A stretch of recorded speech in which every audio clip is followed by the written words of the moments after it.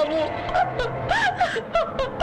ఈ ఊరు వదిలి వెళ్ళిపోదామంటే నా మాట నువ్వు పట్టించుకోవడం లేదు బాబు. భయపడి పారిపోమంటావు వదినా? చనిపోయింది మా అన్న కాదు, మా నాన్న. వీడిని చూస్తుంటే నీకే అనిపించట్లేదా వదినా? ఆవేశంగా లేదు? నాకుంది. చూడు చూడు చూడు, ఒక్కసారి వీడిని బాగా చూడు. తండ్రి చేతులు పట్టుకుని ఆడుకోవాల్సిన వయసులో పురోహితుల చేతులు పట్టుకుని మరణమంతాలు చెప్తున్నాడు. ఈ శాస్త్రం సంప్రదాయం అంతా నీకోసమే వదినా, నాకొద్దు. ఈ అమ్రోజ్కి తెలిసిందల్లా పాపానికి ప్రాయశ్చిత్తం మరణం. మరణం.